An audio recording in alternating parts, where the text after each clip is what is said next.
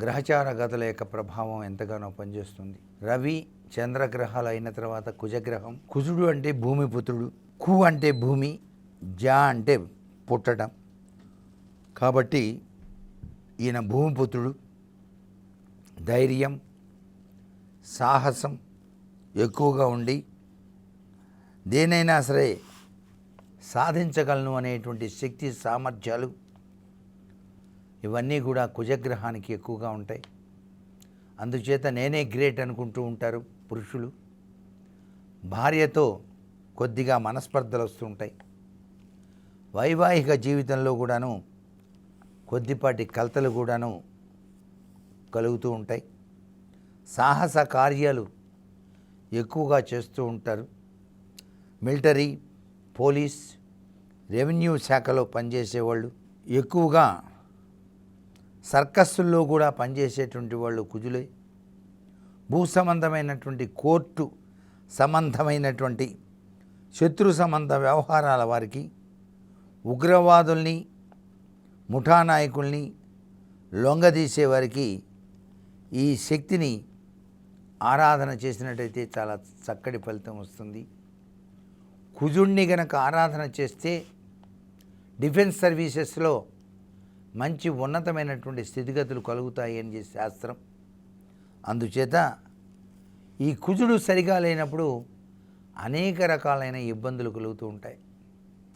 అందుకే కుజగ్రహం బాగుండటానికి నివారణ ఉపాయాలు ఏమిటి అంటే, కుజుడికి అధిష్టాన దేవత సుబ్రహ్మణ్యేశ్వర స్వామి కాబట్టి సుబ్రహ్మణ్యోం అని చెప్పేసి 11 సార్లు నిత్యం కూడాను మంత్రాన్ని జపిస్తూ ప్రతి మంగళవారం కూడా ఉపవాసం చేసి రాత్రికి మాత్రమే భోజనం చేసి కందిపప్పుతో చేసినటువంటి వంటకాలు చేసుకున్నట్టయితే చాలా మంచిది. ప్రతిరోజు సుబ్రహ్మణ్య కవచం అష్టోత్తరం పఠించాలి. షష్ఠీ తిథి రోజు మాత్రం ప్రత్యేక పూజలు చేసుకోవాలి. అలాగే దీనివల్ల కుజగ్రహ పీడ నివారణ అవుతుంది. ఏమండి, ప్రతిరోజు సుబ్రహ్మణ్య స్వామి పూజ చేయమంటున్నారు. ప్రతిరోజు అసలు ఇంట్లో పూజ చేసేటప్పుడు ఏ నైవేద్యం పెట్టాలండి? అసలు రోజు నైవేద్యం పెట్టాలంటే ఎటువంటి నైవేద్యం పెట్టాలో మాకు తెలియదు అని చెప్పేసి చాలామంది భావిస్తూ ఉంటారు. ప్రతిరోజు నైవేద్యం పెట్టడానికి వినియోగించేటువంటి వస్తువు ఏదంటే పాలు. గేదె పాలు కావచ్చు, ఆవు పాలు కావచ్చు. పాలు పరమ పవిత్రవంతమైనవి కాబట్టే పాలు పెడతారు, పండు పెడతారు. ఉంటే వినాయకుడికి మాత్రం రోజు బెల్లం ముక్క నైవేద్యంగా సమర్పించినా చాలు. ముఖ్యమైన పర్వదినాల్లో మాత్రం ఉండ్రాళ్ళు చేసి వినాయకుడికి నైవేద్యంగా పెడితే చాలా విశిష్టవంతమైన ఫలితాన్ని ఇస్తాడు. శివుడికి మాత్రం సోమవారం నాడు అభిషేకం చేసిన తర్వాత తప్పనిసరిగా పెట్టాల్సింది ఏంటంటే నువ్వులతో చేసినటువంటి ఉండ, చిమ్మిరి ఉండ. ఆ చిమ్మిరి ఉండని గనక నైవేద్యంగా పెడితే ఆయన చాలా ఆనందపడతాడు. శుక్రవారం నాడు అమ్మవారికి పాయసం అంటే ఇష్టం. లక్ష్మీదేవికి కూడా అన్నపరవాణం నైవేద్యంగా సమర్పించేటువంటి విధి విధానం ఉంది. ఇక వెంకటేశ్వర స్వామి దగ్గరికి వచ్చేటప్పటికల్లా లడ్డూ నైవేద్యం చాలా విశేషకరమైన ప్రభావాన్ని ఇస్తుంది. అట్లాగే పొంగలి, ఇవన్నీ కూడా చాలా విశేషం. దుర్గాదేవి దగ్గరికి వచ్చేటప్పటికల్లా పరమాణంతో పాటుగా పులిహోర నైవేద్యంగా పెట్టచ్చు.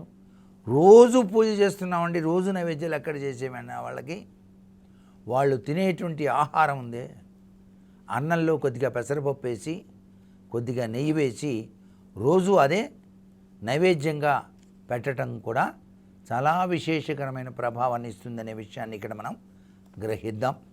అలాగే కుజునికి అంతరిక్ష దేవత బగళాముఖి తల్లి. ఈ తల్లి అనుగ్రహం కోసం కుజగ్రహ బాధ నుంచి విముక్తి లభించడానికి బగళాముఖి స్తోత్రపఠనం చేయాలి. అలాగే కుజగ్రహ దీపదానం అని చెప్పేసి ఉంటుంది. రాగి ప్రమిదలో కానీ లేకపోతే మట్టి ప్రమిదలో కానీ ఒత్తులు వేసి 3 ఊర్ధ్వముఖ త్రిభుజాకారంగా రక్తచందనంతో ముగ్గు వేసి హ్రూం అనేటువంటి బీజాక్షరం రాసి దాని మధ్యలో హ్రూమ్ అని చెప్పేసి రాయాలి. దానిపైన దీపం పెట్టి దక్షిణ దిక్కుగా వెలిగించేటట్టుగా అమర్చాలి. ప్రతి మంగళవారం ఈ విధంగా కనుక చేస్తే అంగారక గ్రహ స్తోత్రం చదివితే కుజగ్రహ లక్షణం నుంచి వచ్చేటువంటి ఉపద్రవాలు తొలగింపజేసుకోవడానికి ఆస్కారం అత్యధికంగా ఉంటుంది సుమా అంటోంది శాస్త్రవచనం. కుజుడికి అన్నశాంతి కూడా చాలా గొప్పది. ఎప్పుడైనా ఏదైనా దేవాలయానికి వెళ్ళినప్పుడు అన్నశాంతి చేయటం మంచిది. అలాగే ఉపవాసం ఏమో మంగళవారం రోజు శుక్లపక్షంలో చేయాలి. రాత్రికి బెల్లంతో చేసినటువంటి హల్వా మాత్రం తినాలి.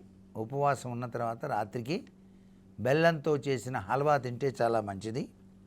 రాత్రి హల్వా తినే ముందు 5 మాలలు కుజమంత్ర జపం చేయాలి.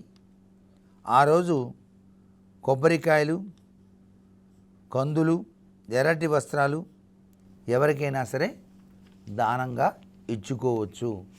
ఇవన్నీ కుజగ్రహానికి సంబంధించినంత వరకు విశేషాంశాలు.